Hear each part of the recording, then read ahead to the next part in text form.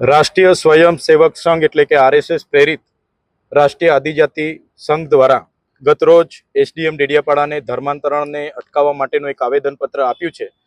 ત્યારે એમને આદિવાસીનો ઇતિહાસ ખબર નથી। અનાદિકાળથી વસનારો જેને આજે આદિવાસી તરીકે ઓળખવામાં આવે છે। આદિવાસીની સભ્યતા અને સંસ્કૃતિ એ ધર્મપૂર્વી છે। આદિવાસી એ પ્રકૃતિને પૂંજનારો છે। આજે પણ અમારા હિમાલયદેવ, ગમાણદેવ, ખડાના દેવ, વાઘદેવ અને અમે સૂર્ય, ચંદ્ર, નદી અને પહાડોને, પેડોને પૂંજનારા આદિવાસી સમાજ છે। ત્યારે જે તે સમયે 1970-80ના દાયકામાં આ વિસ્તારોમાં ખ્રિસ્તી મિશનરીના લોકો આવ્યા। એમણે શિક્ષણ, આરોગ્ય અને રોજગાર પર ભાર મૂકીને કેટલીક સેવાકીય પ્રવૃત્તિ આ વિસ્તારમાં કરી, જેને આકર્ષિત થઈને આદિવાસીના લોકોએ ખ્રિસ્તી ધર્મ પણ અપનાવ્યો છે।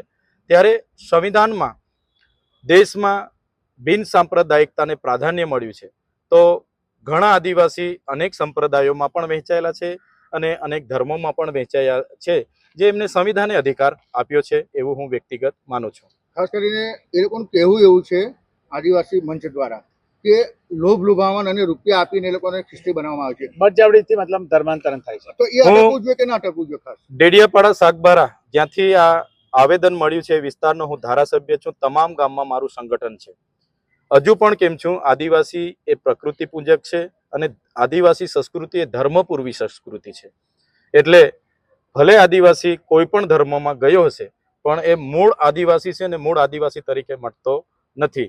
એના લીધે જ આજે આદિવાસીને અનામત, 73AA અને એટ્રોસિટી એક્ટ જેવા અનેક કાયદાઓનો પણ લાભ મળે છે।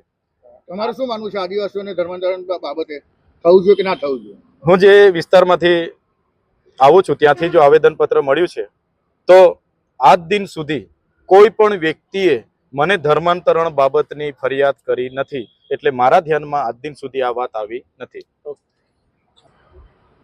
રાષ્ટ્રીય સ્વયંસેવક સંઘ એટલે કે આરએસએસ પ્રેરિત રાષ્ટ્રીય